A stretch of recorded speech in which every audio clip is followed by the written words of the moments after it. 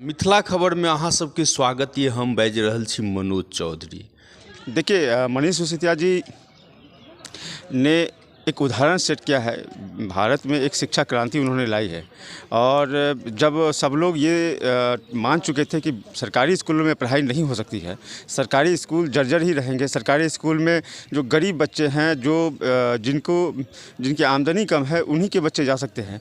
इस मिथक को उन्होंने तोड़ा है और इस मिथक को तोड़ करके एक एग्जाम्पल सेट किया है पूरे देश भर में कि शिक्षा में भी सुधार हो सकता है, सरकारी शिक्षा का स्तर भी अच्छा हो सकता है।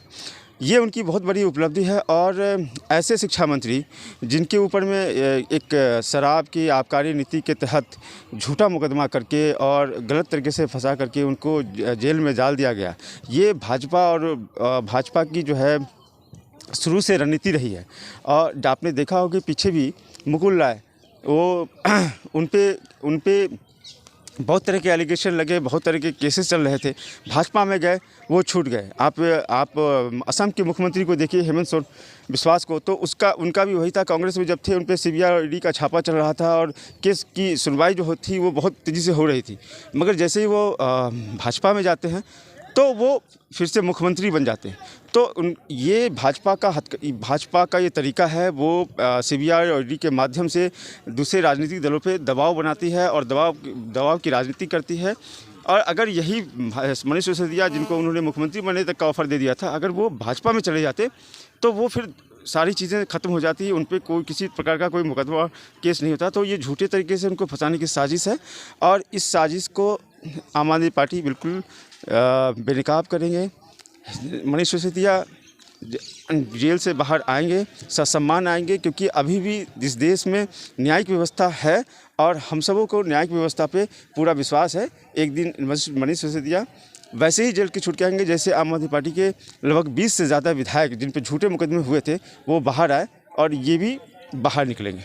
क्या लगता है देश के लिए कितना ये? देखिए, देश में अभी अघोषित आपातकाल की स्थिति है और ये एक तरह का आपातकाल ही है। आप देखिए, महाराष्ट्र में आपने देखा किस तरह का सत्ता के हासिल करने के लिए शिंदे को किस प्रकार से लाया गया, धन का पूरा जो कुछ भी आपने देखा वहाँ पे किस तरह सत्ता को पलटा गया, पैसों का, ईडी का, सीबीआई का, ये सब हथकंडा अपना करके वहाँ पे सरकार बदली गई।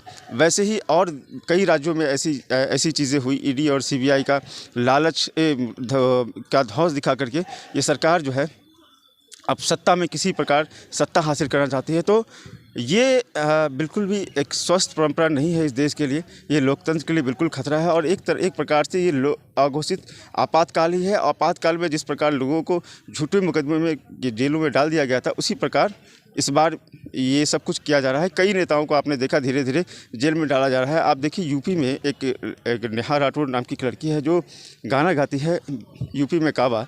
उनके गानों का आप शब्द सुन लीजिए, उसमें ऐसा कुछ नहीं है जिससे इस सरकार को खतरा हो, मगर उसको नोटिस चला जाता है, उनको जेल में डालने की धमकी दी जाती है। आप कई ऐसी प्रकार के देश में घटनाएं हो रही है जिससे आपको लगेगा कि इस देश में अघोषित जो आपातकाल की स्थिति है और ये बिल्कुल भी लोकतंत्र के लिए सही नहीं है। क्या नाम हुआ? मेरा नाम नियाज अहमद है और मैं आम आदमी पार्टी का बिहार का प्रदेश प्रवक्ता हूँ। करनी है प्रतिभागी परीक्षाओं की तैयारी और नहीं मिल रहा है पढ़ाई करने का वातावरण, तो हम देंगे आपको एक अनुकूल वातावरण जहां मिलेगा वाईफाई, एसी, शुद्ध पेयजल, अखबार और नोटबुक की व्यवस्था, सीसीटीवी कैमरे से लैस self study centre, SM digital library near Jalsa Vivah भवन, चूनापुर रोड, पूर्णिया।